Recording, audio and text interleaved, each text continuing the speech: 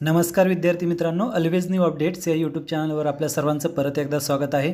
आणि विद्यार्थी मित्रांनो, आपण तलाठी भरती 2025 साठी एक टेस्ट सिरीज चालू करीत आहोत। तर त्यामध्ये आपण काही जुने जे पेपर झाले त्यांचेही प्रश्न पाहणार आहोत, तसेच आपण नवीन प्रश्नसुद्धा पाहणार आहोत। तसेच त्यासोबतच आपण बुद्धिमत्तेचे, गणिताचे तेही प्रश्न पाहणार आहोत। तसेच समानार्थी, विरुद्धार्थी शब्द, तसेच काही म्हणी वगैरे, तसेच अजून खूप साऱ्या गोष्टी आपण पाहणार आहोत। तर त्यासाठी तुम्ही या टेस्ट सिरीज न चुकता पाहत चला, ज्यामुळे तुम्हाला कोणत्याही परीक्षेसाठी, कोणत्याही स्पर्धा परीक्षेसाठी याचा नक्कीच चांगला फायदा होईल। तर यासाठी जर तुम्ही अजूनही आपल्या चॅनलवर नवीन असाल आणि चॅनलला अजूनही सबस्क्राईब केलं नसेल, तर अशाच प्रकारचे अपडेट्स वेळेवरती मिळत राहण्यासाठी चॅनलला आत्ताच सबस्क्राईब करून त्यासमोरील बेल बटन दाबा, ज्यामुळे तुम्हाला प्रत्येक प्रकारची नवीन अपडेट ही सर्वप्रथम आणि वेळेवरती मिळत राहील। ठीक आहे, चला तर आता आपण आजची टेस्ट सिरीज 1 ही चालू करीत आहोत। तर यामध्ये पहा, पहिला प्रश्न आहे, ग्रामगीता कोणी लिहिले आहे? यामध्ये ऑप्शन्स आहेत दादोबा तरखडकर, लोकहितवादी, राष्ट्रसंत तुकडोजी महाराज आणि नामदेव। तर याचं करेक्ट उत्तर आहे ऑप्शन नंबर 3, राष्ट्रसंत तुकडोजी महाराज। यानंतर पुढील प्रश्न पाहूया। यामध्ये पहा, दुसरा प्रश्न आहे, राष्ट्रीय स्तरावरील कृषी वित्त पुरवठा करणारी संस्था टिंब ही होय? तर यामध्ये भूविकास बँक, नाबार्ड, प्रादेशिक ग्रामीण बँक, RBI हे ऑप्शन्स आहेत। तर यामध्ये याचं करेक्ट उत्तर आहे ऑप्शन नंबर 2, नाबार्ड। यानंतर पुढील तिसरा प्रश्न पाहूया। तिसरा प्रश्न आहे, गंगा नदीवरील गांधी सेतू पुढीलपैकी कोणत्या शहरात आहे? तर याचं करेक्ट उत्तर आहे पटना, ऑप्शन नंबर 1। ठीक आहे, आता मी बाकीचे ऑप्शन्स या ठिकाणी पाहत नाही, जे फक्त उत्तर आहे तेच ऑप्शन मी या ठिकाणी रीड करणार आहे, कारण तुमचाही वेळ वाचावा यासाठी मी फक्त जे उत्तर आहे तेच या ठिकाणी मी तुम्हाला सांगणार आहे। ठीक आहे, तर पाहत चला तुम्ही, त्याचसोबतचे ऑप्शन्स कोणते आहेत तेही पाहायचं आहे। यानंतर पुढील प्रश्न पहा, चौथा प्रश्न आहे, माहितीचा अधिकार कोणत्या महिन्यात लागू झाला? तर या ठिकाणी याचं करेक्ट उत्तर आहे 15 ऑक्टोबर 2005, याचं करेक्ट उत्तर आहे ऑप्शन नंबर 3, 12 ऑक्टोबर 2005। ठीक आहे, यानंतर पुढील प्रश्न आहे, पाचवा प्रश्न आहे, प्रकाश वाटा हे आत्मचरित्र कोणाचे आहे? तर याचं करेक्ट उत्तर आहे ऑप्शन नंबर 1, प्रकाश आमटे। यानंतर पुढील 6वा प्रश्न आपण पाहूयात।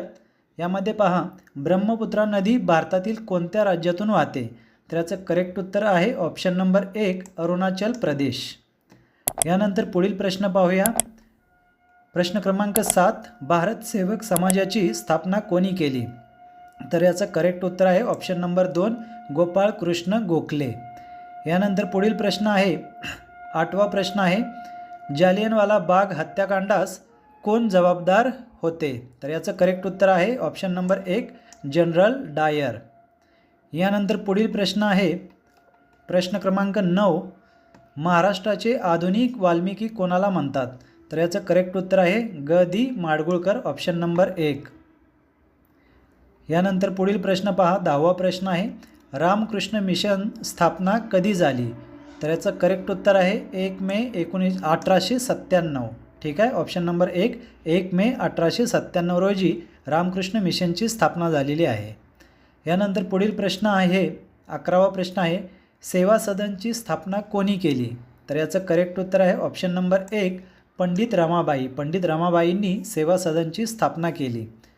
यानंतर पुढील प्रश्न आहे 12वा, वि. दा. करंदीकर यांच्या कोणत्या पुस्तकाला ज्ञानपीठ पुरस्कार मिळाला?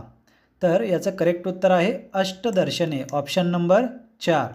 ऑप्शन नंबर 4, अष्टदर्शने या वि. दा. करंदीकर यांच्या पुस्तकाला ज्ञानपीठ पुरस्कार मिळालेला आहे।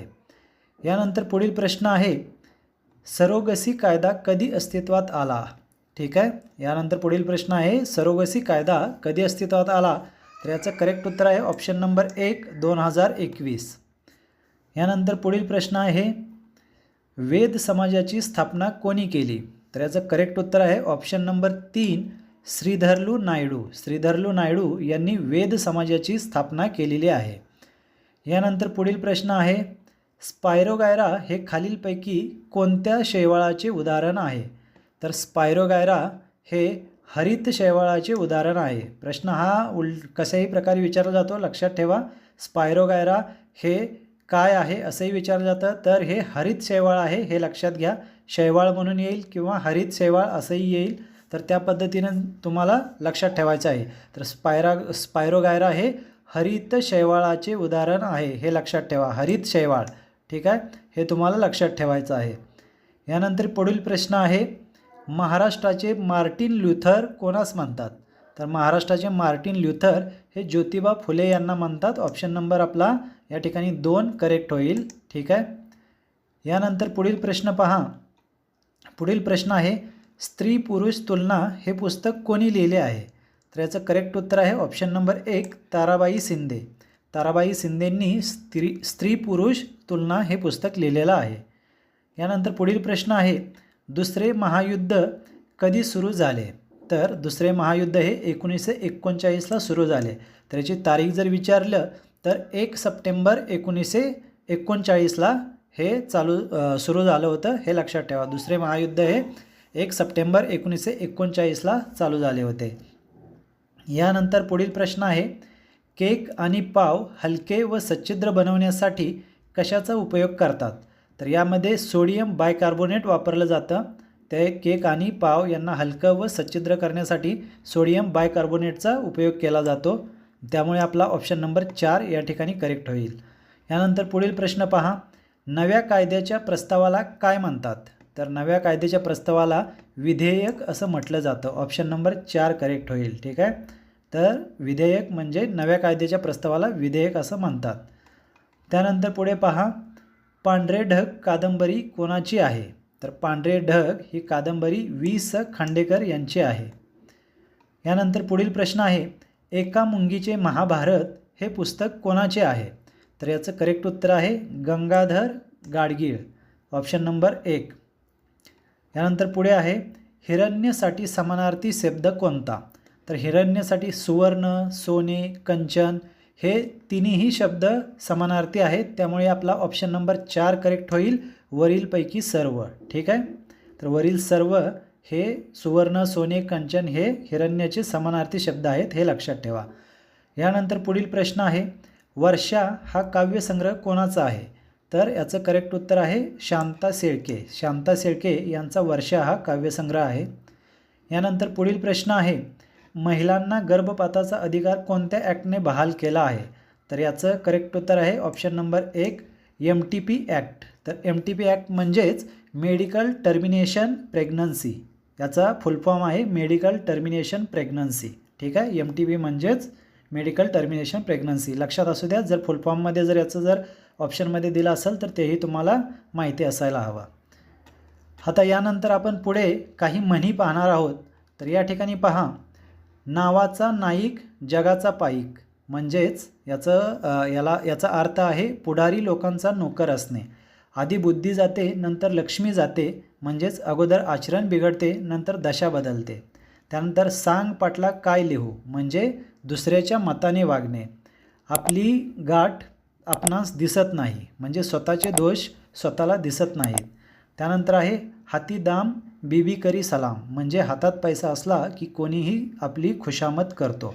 त्यानंतर उठता लात बसता बुक्की, म्हणजे प्रत्येक कृत्याबद्दल अद्दल घडवण्यासाठी सतत शिक्षा करणे. त्यानंतर पुढील म्हण आहे, ताकापुरते रामायण सांगणे, म्हणजेच काम साधण्यासाठी दुसऱ्याची खुशामत करणे. त्यानंतर चोराच्या हातची लंगोटी लबाड कंजूषाकडून थोडे मिळाले तरी भाग्याचे. त्यानंतर घोडे खाई भाडे, म्हणजेच धंद्यात फायद्यापेक्षा खर्च जास्त असणे. त्यानंतर पुढे आहे, उकराल माती तर पिकतील मोती, म्हणजे मशागत केल्यास चांगले पीक येते. उडाला तर कावळा, बुडाला तर बेडूक, म्हणजे एखाद्या गोष्टीची परीक्षा होण्याकरिता काही काळ वाट पाहावी लागते, ठीक आहे. यानंतर पुढे आहे, आधी सिदोरी मग जेजुरी, म्हणजे आधी भोजन मग देवपूजा. त्यानंतर आळीमिळी गुपचिळी, म्हणजे आपले गुपित उघडकीस येऊ नये म्हणून गप्प बसणे. नंतर नाकाचा बाल, म्हणजे अत्यंत प्रिय व्यक्ती. त्यानंतर मऊ सापडले म्हणून कोपराने खणू नये, म्हणजे कोणाच्या चांगुलपणाचा गैरफायदा घेऊ नये. त्यानंतर पुढील आहे, वड्याचे तेल वांग्यावर, म्हणजे एकाबद्दल दुसऱ्यास दोष देणे, ठीक आहे. तर अशा प्रकारच्या आपण ह्या काही म्हणी पाहिल्या. तर अशाच प्रकारचे आपण दररोज डेली आपण काही टेस्ट सिरीज पाहणार आहोत. तर यासाठी तुम्ही जर आपल्या चॅनलवर नवीन असाल तर चॅनलला आत्ताच सबस्क्राईब करून त्यासमोरील बेल बटन दाबा, ज्यामुळे तुम्हाला प्रत्येक प्रकारची नवीन अपडेट ही वेळेवरती मिळत राहील. ठीक आहे. आणि हा व्हिडिओ आपल्या सर्व मित्रांना शेअर करा, व्हिडिओला लाईक करा. चला तर मग भेटूयात आणि तुमचा जर काही प्रश्न असतील तर कमेंट बॉक्समध्ये कमेंट करत चला. ठीक आहे. चला तर मग भेटूयात पुढील व्हिडिओमध्ये. तोपर्यंत जय हिंद.